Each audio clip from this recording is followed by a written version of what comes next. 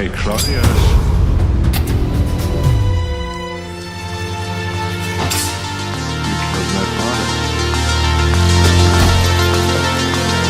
Big mistake.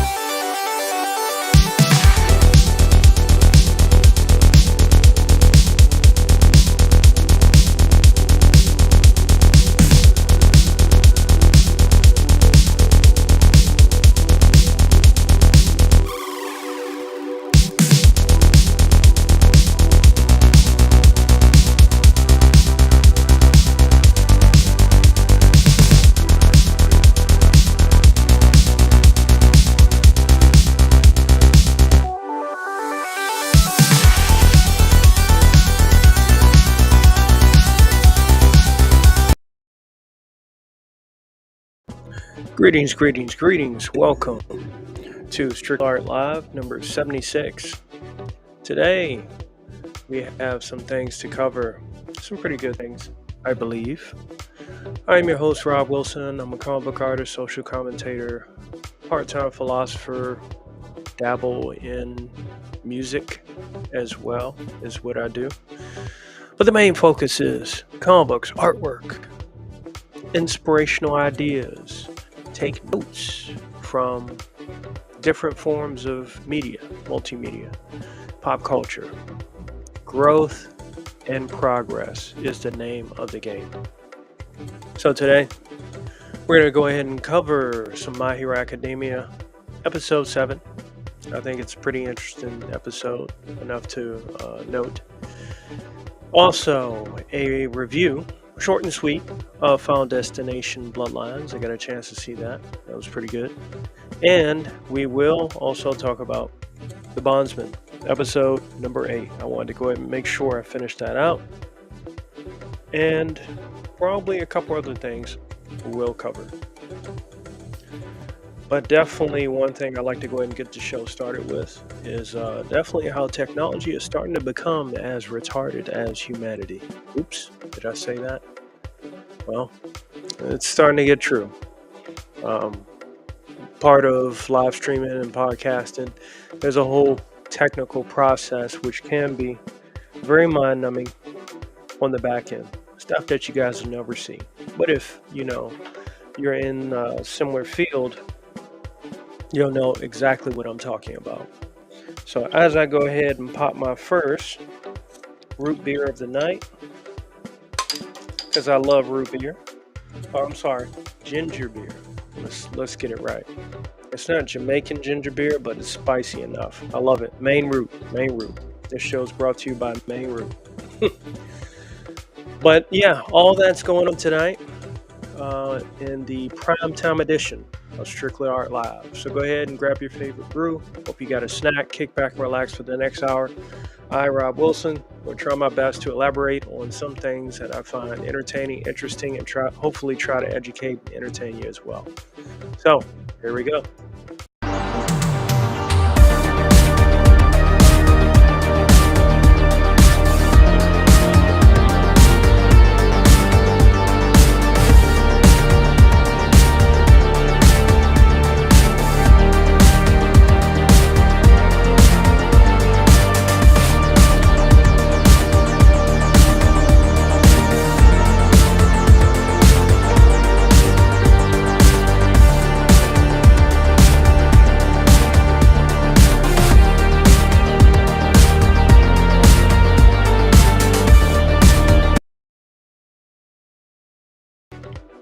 All right.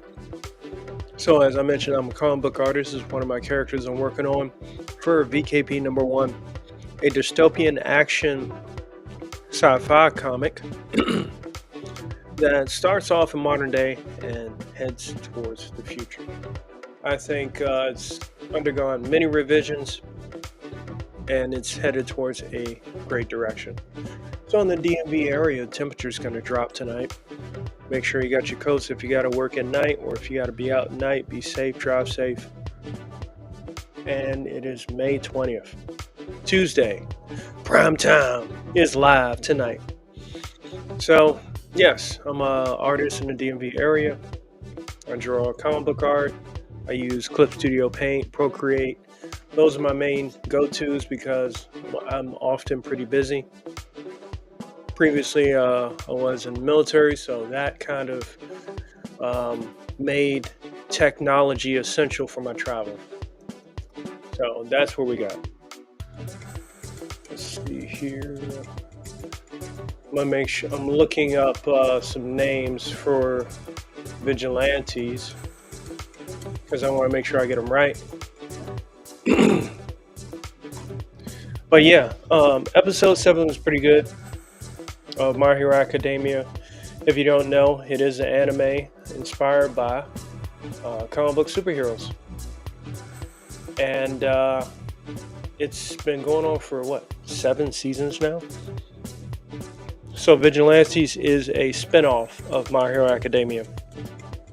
In this episode, we got introduced to Makoto, a college student who offers to help Koichi with his studies in exchange for his assistance with her thesis on Vigilantes of Naruto. I guess that's the area mentioned. So, yeah, it started off pretty good. This is kind of a slow episode. Obviously, Koichi's the crawler, inspired by All Might, which is why he wears his hoodie when he does his heroic deeds in the shadows of the night in the alleyways. So, one thing I wanted to go ahead and note off the bat, when she first approached him, Makoto was considering getting him to, basically run his errands and stuff. And I noticed one thing. I had to go ahead and double check because I heard it in dubbed first. Two other students walk by and they recognize her and they say, "Oh, you're dating, you're hitting on them. You're dating, trying to date somebody younger." And one of them says, "I didn't know you had a cougar in you, girl." And I was like, "Wait a minute. Let's see if they say that in the Japanese version," and they don't. So the dubbed sometimes is not really doing a true to life translation because the subtitles are looking different in that area. Now, I've heard of this gradual change to adopt Western type themes in the dub version of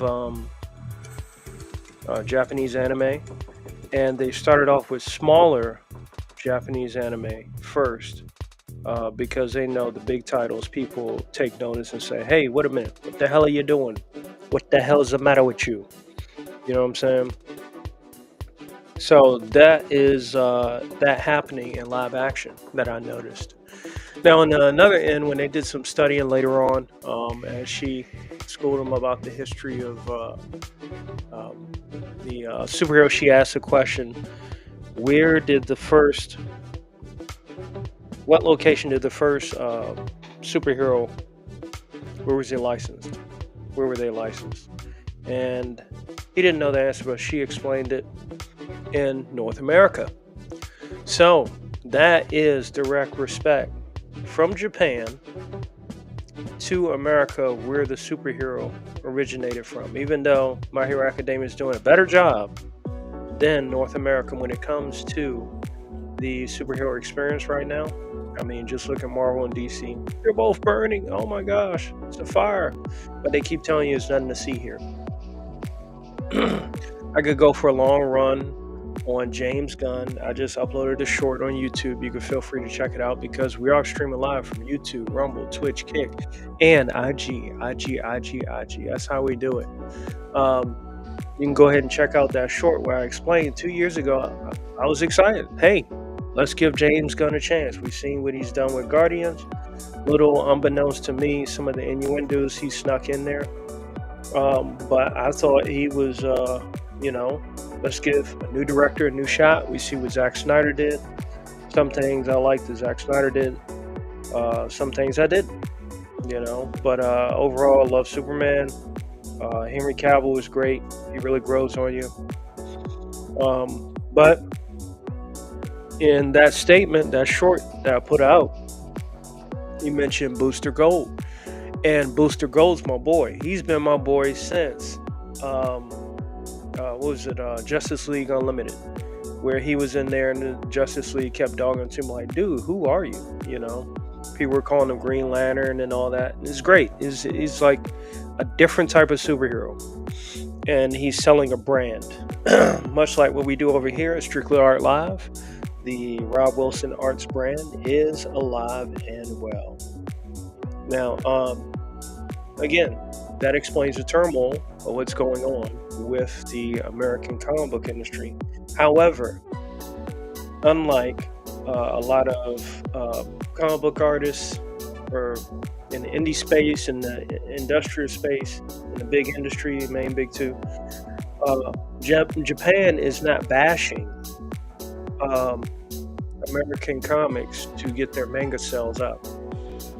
You know what I mean? Even if they were behind, a clear observation I would definitely have to make. Even if they were behind, they would try to find ways to have their manga more lucrative and more available to the public worldwide.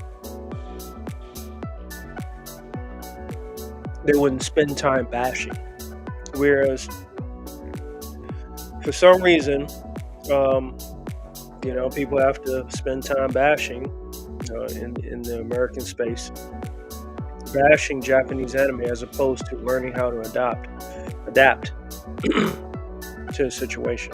It's a shame, but it is what it is. But at least, Japan's showing their respect. And I thought that was very important to highlight in regards to this episode, because the minute they mentioned it, it stuck out to me so fast. You know what I mean? And I was like, wow, they're keeping it historically accurate.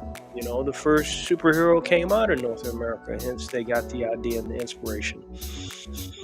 Keeping the superhero alive, which is what My Hero Academia is doing, which is what Japan is doing, is great. They've expanded and expounded upon these superheroes so much. I am thankful and grateful for that, because it keeps the dream alive. Aside from a lot of the infighting and bickering.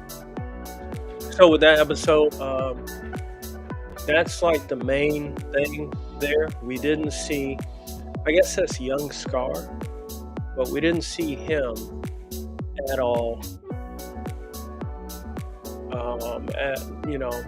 chopping off heads. Let's see. Yeah, we didn't see him at all. Stendhal. So we didn't. In fact, I don't even think Knuckle Duster was in here. We got to see, the jealousy, obviously, of the female roommate, the flying girl that's completely useless. So it is what it is. But that episode was pretty good, very good, very good history lesson. And like I said, there were some things that I was able to take note on. And sometimes when you have slow episodes like that, definitely find an opportunity to educate people. Not talk down to, but just educate people, in that process. And that's what makes Japanese anime still just as great as it has been, and a force to be reckoned with. Obviously, some of the quality isn't what it used to be, and it's still up there, noteworthy and competitive. So that's all I have to say about that on this week's episode of My Hero Academia, episode 7, featuring Vigilantes. So moving on, Final Destination.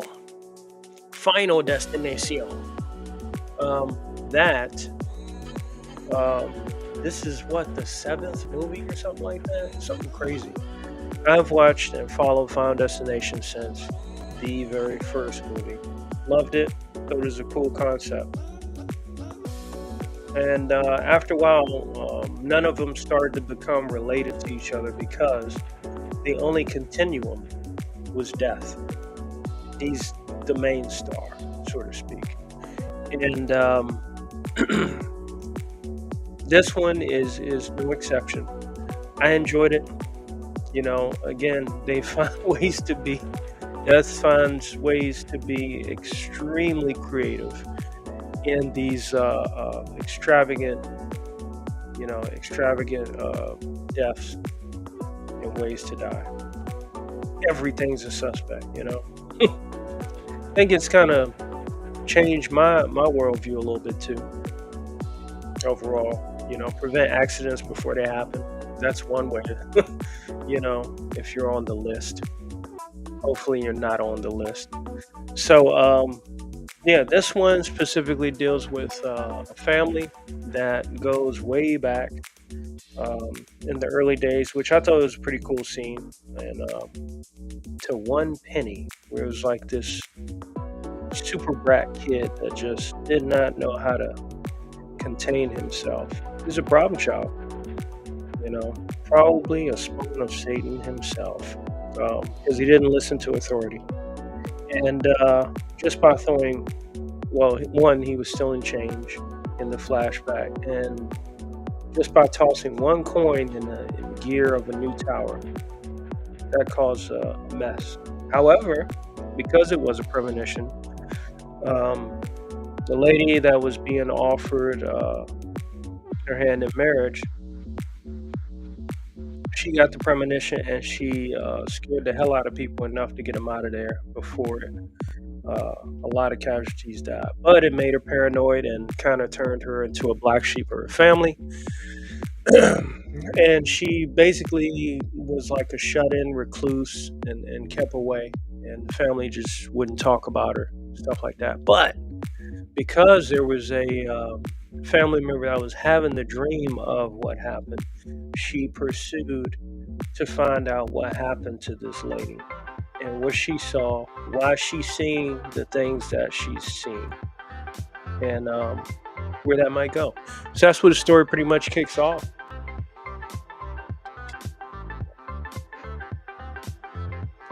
And like I said, extravagant deaths, amazing, loved it. And yeah, they eventually pull. She manages to pull the lady that saved so many people in the past out of the house, and that made her a target, and also a believer because she watched her she watched the lady die right in front of her. So she took her book, basically her survival Bible, and she tried to let the family know, and obviously the family was too naive to get it. It was specifically her bloodline, so some people married into the family and they're unaffected. But one by one, that's how it rolled. And we also got to check out Tony Todd. I think this is his last movie before he passed. He had lost a lot of weight in this movie. You can clearly see that. But he explained his role and how he was involved and how he's connected, to that scene from the giant tower view, the sky view, that situation where all the ladies saved all the people. So he was like a young boy in that situation, which I think that was a cool, callback to the original because he was a mortician. In the first Final Destination. So he's, me personally, I always thought it would have been great if they actually made him the Grim Reaper, kind of like how he is the Candyman. But I think not giving death a face is what made it somewhat ominous when things start to happen. So I get it, but me personally, my little guilty pleasure would have been, oh shucks, Tony Todd is, death himself. It's been him all along, the whole time. So that would have been pretty cool. But I get it. So he warns him as usual towards the middle of the movie, and then the family starts to depend on the lady, the girl that has a survival Bible that she got from her great aunt or whatever. And she's trying her best to try to look out for family members, which doesn't work out well because if you cheat death once, he's got a remix. He's got a mix that will play and it will replay once he hits the rest of his targets. So again, great movie. It wrapped up as usual. It's pretty crazy, off the chain. But I enjoyed it. Final Destination is a consistent thriller and scary movie or whatnot. It's done a great job. I've kept up with that movie since the beginning, as I mentioned.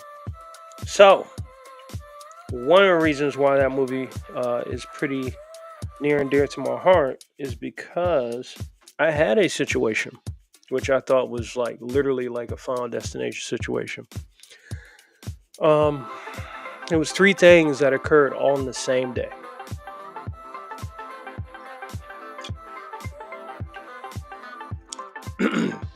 Get ready for this one. So I was coming home from work on foot. This was before I had a car. Back when I was still young and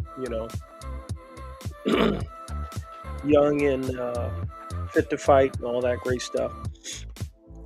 So I was coming home from work. I had to cross the street, which had when crossing the street, it's like a down curved slope on one side. So cars fly up the hill, and it's not enough time for them to really stop when they come up that hill. Especially if they're going really fast. There's no traffic light there. So I tried to skip forward to get some momentum and run across the street. Well, I had a heavy bag full of books. And the weight of the books swung and threw me off balance while I was going for my run. And literally fell forward and, I tried to brace myself and rolled. But I saw on my peripheral a car that was coming uphill towards me. And I was like, well, shit, I can't do shit. This is it. So I closed my eyes, but I opened them, and the car stopped right in front of me. I was like, oh my gosh. That was it for me. I had no doubt in my mind that was it. There was nothing I could do. I was off balance. Car was coming at me, XYZ. But the car managed to stop, and he let me go ahead and pass. So I was like, whew. I was telling my roommate, shout out to Jace Terrell. His birthday's coming up, RIP. I was coming home, I told him the story, and, me and him were joking. We were like, oh, man, Final Destination, because by then a couple movies had been out. I think they were up to the 2. Yeah, 1 and 2. Second one had the highway traffic scene. So, we joked about that. And where I lived, I slept on a futon, and the futon had a fan above it, where I had it positioned. Didn't think nothing of it, no issues before. But me and my roommate were sitting down. This is all on the same day. Me and my roommate were sitting down on the couches, and we were facing, we could see like the dining area where the futon was, and we were playing video games, and the fan was swinging. So, we didn't pay no mind. And out of nowhere, the freaking glass that covered the light, it was fairly large. The freaking glass from the fan that covered the light just out of nowhere just dropped right on the futon. It would have been right on my head. Landed right on the futon, the pillow, whole nine. And we looked at that out the corner of our eyes. We were like, what the fuck? So we joke again, Final Destination. And, that was something to laugh at, but I was like, wait a minute. Twice now. Now I'm starting to get paranoid. You know what I'm saying? So, the night moves on, we finished playing video games, and he had a girlfriend that came in at the time, and they got all lovey-dovey, but she was doing laundry. I had a glass of water next to the couch where I was, but where she was, I was on a separate couch. Where she was, she had, I guess, she had laundry detergent. I don't know how this happened. She had laundry detergent, the liquid form, that somehow got into my glass of water. So when I went and took a swig, this freaking laundry detergent in the water.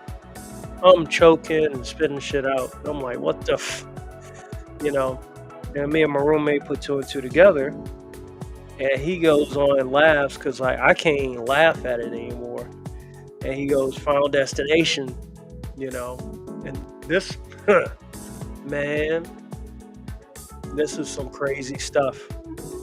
That's never happened to me again, but it was one of the weirdest situations I ever experienced personally in my life. For so many things to happen in the same day, that was enough to shake even me, you know, rattle my nerves. So, yes, that's my personal experience with Final Destination. Love the love the movies, all the all the movies that tell that story. I think it's pretty interesting. But yeah, beware, you know. Still, that's what I say.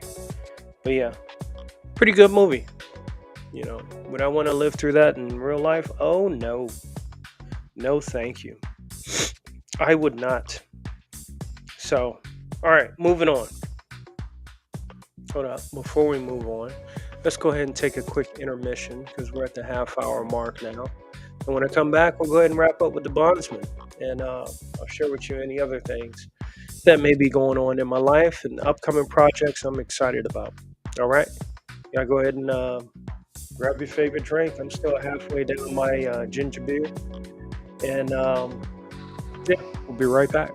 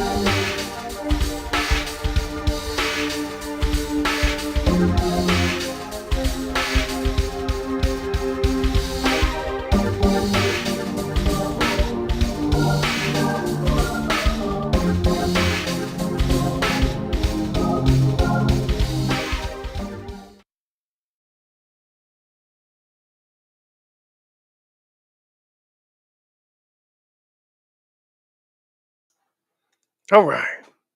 All right. We are back. So, yes. Oh, yes. Oh, yes. The Bondsman, episode 8.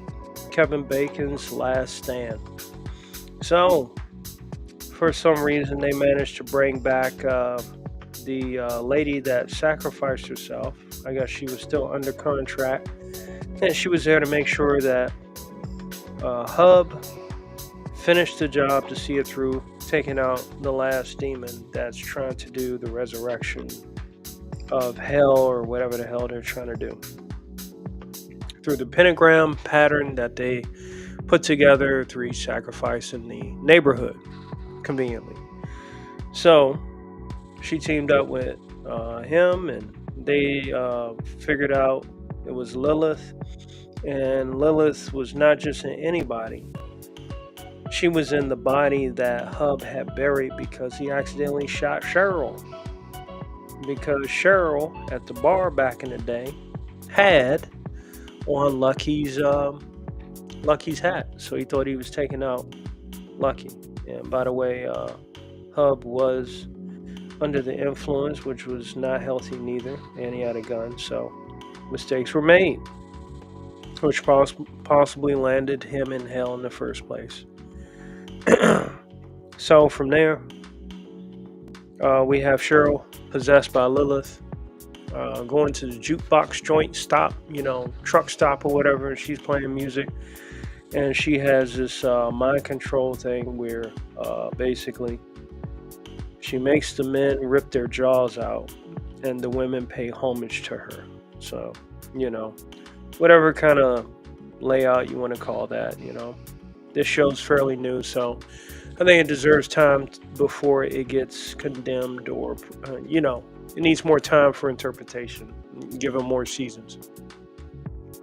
So she makes a mess of the shop while Hub tries to set a trap for her because she's attracted to music. They put their plan together and bring her to the big trap. The lady emphasizes that he better not choke when it comes to the end of the world. And he said he wouldn't do it. So they set the trap. He was the guy, I thought he was at least going to punch her or something, as she picked him up and got trapped in the thing, and she was vulnerable. But he didn't. He just fell in the car. I get it. So since she's trapped, she instantly goes into, hey, let's make a deal. That's what demons do. Demons deal in souls. So Hub hears her out and says, okay, what do you got, And Lilith says, if you free me, I'll keep Cheryl alive. But he's under contract by the devil to send Lilith back to hell, because that's the devil's favorite demon. Imagine that. So we got some concepts. Thank gosh Lilith didn't ask for sympathy in that scene. It was just straight up deal with no deal. And Hub ends up allowing Lilith to take on a crow to move its soul, or not soul, but it to possess something else, which was a crow that was trapped in. And then once we broke the lock, the trap, and Lilith flew away in the form of the crow, and Cheryl was made alive. So the demon, or succubus should I say, she kept her end of the bargain. However, he sacrificed that, trying to do good, allegedly, for the rest of the world to end, basically. And because of that, the lady that helped him was not happy about it, but he figured it would be in good for his family because he did kill Cheryl by accident. So he was seeking redemption and acceptance, which didn't turn out well for him because Lilith came back to the club as a crow, and they were getting ready to arrest the cops. They arrested Hub, and he said, "Hey, we'll explain it, in a moment." So he didn't. He remained compliant, and they cuffed him and everything. And Lucky went to go check on the other girl. I forgot her name. I think Mary. And she was getting ready to sing, but she got possessed. So her song, as she looked at a broken mirror, caused Lucky to fall under a spell, possession, which he ripped his own jaw off. So long, Lucky, in memoriam, in memorandum. He's had a good run. Lucky was just starting to grow on me. Yeah, he dodged the devil once, couldn't do it again. So that was that. But Lilith set up a new contract because she hypnotized everybody in the room, at the bar, including the cops. So Lilith says, "Serve me," because now she's in possession of the one that Hub loves. And Hub falls right in line. unfortunately. So that concludes season one of the Bondsman, which I think it's been off to a great start. It's been fun, um, interesting. It's pretty cool to see Kevin Bacon in that kind of show because, like I said, Stir Echoes was a good movie. I enjoyed that. So yeah, it was a good conclusion. And there we have it. So we got all kinds of other stuff to talk about. Not really, but we'll just go ahead and kill time with you guys. Entertainment is at a hell of a crossroad where regular normal movies are maybe starting to come back in the form of like Sinners, The Accountant, 2, that which I have to see. I haven't seen it yet. But we're at a pretty good direction as far as getting better movies. Disney's starting to fall in line, but we'll see. And as far as the Marvel stuff and the comic book movies in general, those are, they're starting to hit their peak where people are just tired of them because it's too much involved as far as enjoyment. It's too much work just to try to enjoy a movie, just to be let down. And that's why the audience has been fading away from it gradually. It's unfortunate, but that has happened nonetheless for many different variables. Many different variables. The homework, the superhero fatigue, the politics involved in it. It's so many different variables, it's not even funny. And it shouldn't happen for something as simple as that. That's just like I used to talk about when you're a kid. You want to make comic books, you think it's cool, it's fun, it's awesome. And then as soon as you get a hold of the industry, they break your dreams. All the stuff that you thought was going to be fun and stuff, you got to deal with backstabbing, unpaid gigs, promises to get royalties that don't follow through, all kinds of just nonsense that destroys the pure imagination. The pure child that was just looking to have fun and have great ideas. So, much like that, the entertainment industry has become a beacon of headaches, pains in the butt, and outspoken actors whose opinions shouldn't be taken in high regard. So, realizing that they're in the industry for entertainment, and that's where it should stay. It's something that's starting to become to a realization when you have certain actresses, or actors that just run their mouth about nothing. Nothing. Somebody like Denzel Washington, he's more prone to speak of something profound than just a bunch of nonsense for views, acceptance, those kind of things. He's a difference maker compared to some of the newer generation of actors and actresses. So it's a shame, but regardless, it's good to see that things we had to go from one extreme, and hopefully we don't go too far to the other, and just get back to just wholesome fun. I get it. Some people go to the movies to shut off their brain, which you technically can't do. But in my case, I go to the movies to analyze, learn, grow, be inspired. So that way, when I have creative ideas, I know what the standard is and what I liked and what I would like to see happen more often. So that's kind of how I look at it. In particular, I'm not expecting everybody else to. People have opinions and different perspectives on how they view things, including entertainment. So I know I debate sometimes with my coworkers about movies and concepts and stuff like that. And some look at it pretty thorough. So I think it's a warranted conversation. Also, I've heard that there's a new.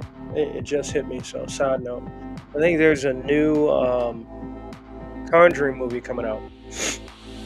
Now, this is going to be pretty exciting because I've been a big fan, and each Conjuring movie I look at as a study into demonology. That's my own personal thing, um, based on my beliefs. I don't expect others to get it. It's not my job to teach you that.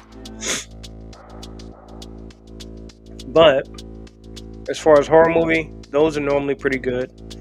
Um, so I'm interested to see what this one will be about, and may the tradition continue as far as excellent movies.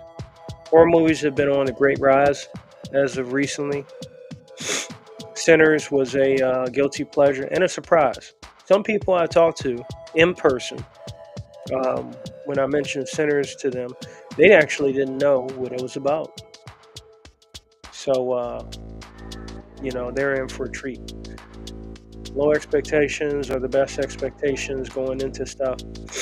As long as you don't have already, like myself, a bit of a skewed perception because of the amount of research and learning and stuff that I do into movies that do interest me.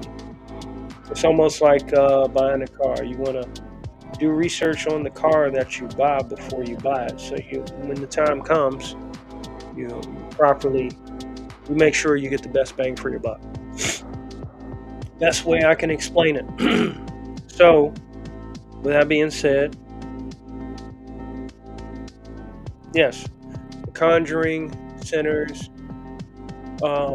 they were both promising. Also, hold up, let me make sure I'm not missing anybody on here.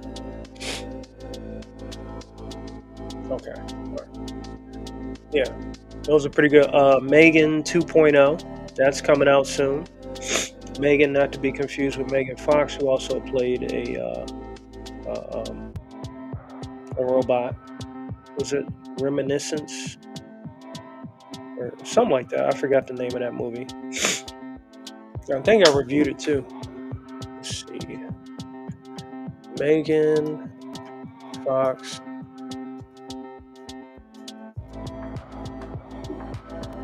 What was the name of that movie? Subservience. That was the name of the movie. So yeah, that was pretty good, and for what it was, that had some interesting undertones. But yeah, Megan 2.0, where she's going to fight a more updated version of herself. Now that's an interesting concept. I didn't think they would go that route, but basically they're going to use one AI to defeat another AI. Sounds familiar. It sounds quite familiar. So that would definitely set up for Megan 3 based on that plot, because she's going to have an upgraded body. I don't see herself sacrificing herself entirely, but maybe she might do that for the girl in order to have a redemption arc for killer AI. That's possible. I won't rule that out beyond a possibility. But yeah, Megan 2.0, that's going to be interesting. The way they're advertising it too is kind of silly. You would think they're advertising Meg Thee Stallion or Cardi B or something, which is wild. But I'm sure with that movie, I think James Wan's still doing that. Megan 2.0 will be fun, as the first one was. And may the tradition continue. I am not going to see Fantastic Four in theaters. I am not going to see Superman in theaters. Disclaimer. Shocker, right? I've seen Thunderbolts. That was enough for me. I got a lot of stuff going on. I don't have time to be in a theater. Hope I get the best seat in the house and all that. Freaking have to lose time drawing just to see whether or not I'm going to watch a good or bad or subpar Marvel or DC film. I'll rely on all of you great viewers that are going to go see it um, to let me know whether it's yay or nay. You know, then we can have a good old Disgaea dispute after the vote count. So that's that. Let's see what else we got. Um, let's see. I uploaded the Ches to my ArtStation digital stuff, so that's available there. Um, I am coloring the Ches, but it's no rush. It's more of a that's more of a learning piece because I'm trying to learn a specific style for animation. I'm debating whether or not to start using vectors. So I may go into what's the name of that program called? It's called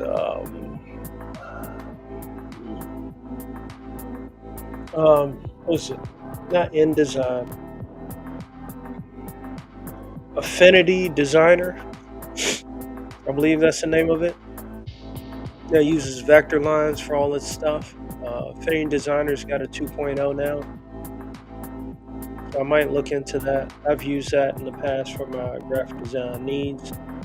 It is a little bit different from all others, but normally it's like a one-time fee thing. But I think they're doing like all-in-one license for all of them for like $300 until, or like $200 until they come out with the next version. Pretty sleek business model. But yeah, I've used it to get some pretty good graphic design work done, and may the tradition continue.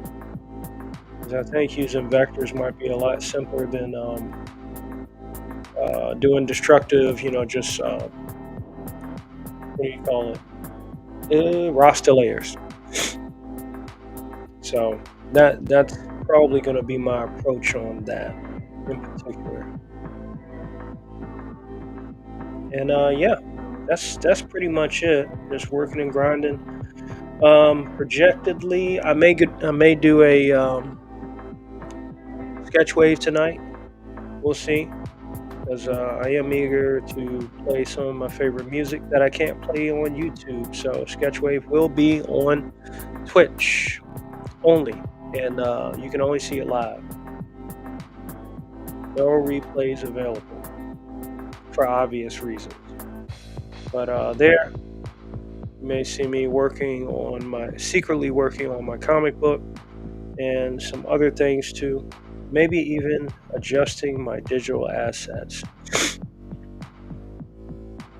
Which, for example, let me show you.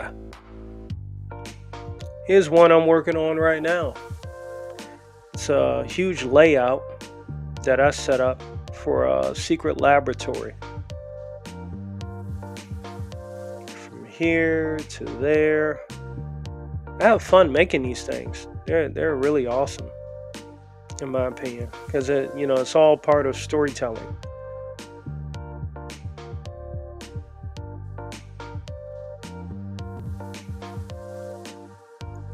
They gotta work on that thing where you can be a little bit closer to the actual people involved.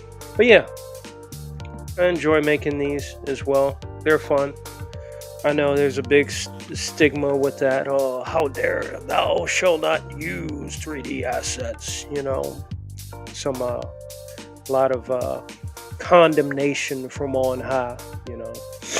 From the powers that be. But hey, look, it's 2025. Utilize whatever tools at your disposal. Because if not, you are cheating yourself, especially on the indie scene. So use what you got. If you're great at something, keep doing it. If it's most efficient, great.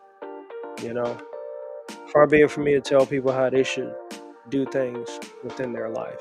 You know what I'm saying? Just not my cup of tea. And again, waste of time.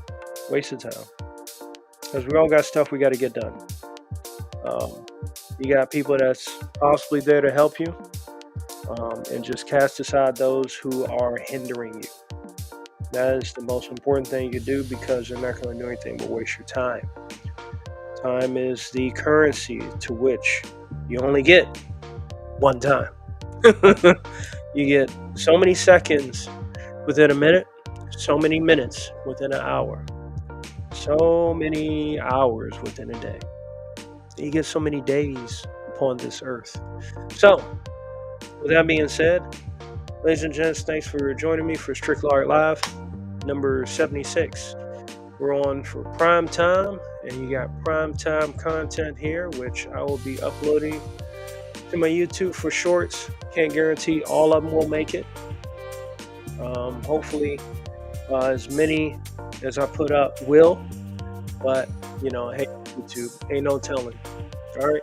So thanks for stopping by and watching the show or watching the replay. Greatly appreciate it. Like, comment, and subscribe, because when it comes to YouTube, I'm the guy with 128 subscribers. I got there 400 videos. So my video game is flying. No, I'm sorry, 595 videos. So I'm smoking my subscribers in this competition of videos versus subscribers. Let's get those subscribers up. Let's get them up. And shout out to the newest subscriber that I got on the RWA show on Rumble, number 54. I got 54 followers on there, 19 on Kick. I have 453 followers on IG. And yeah, so that's it. Y'all take care. Have a great evening. Have some great dinner. If you're not doing that already, thank you for watching the show. And I'm your host, Rob Wilson, comic book artist in the works, BKP on the way. And I'm excited to show you what I create next. Hug the ones you love, because we're only given so many days upon this earth. Y'all take care. God bless. And peace out.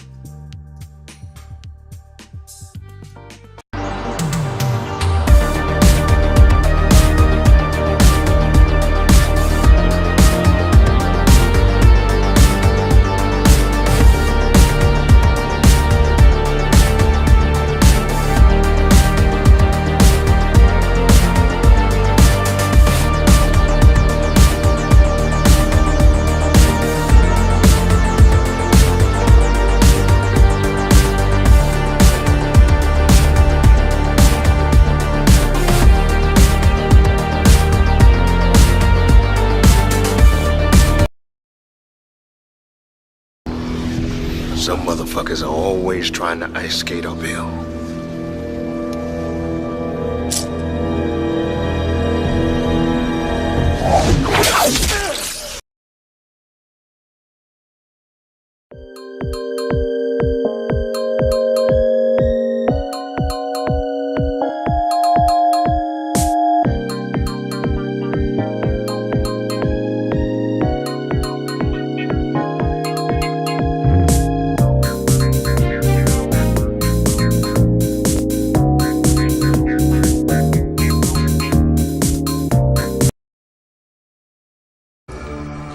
Hey, Claudius.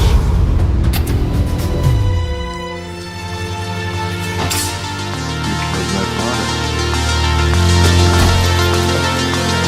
Big.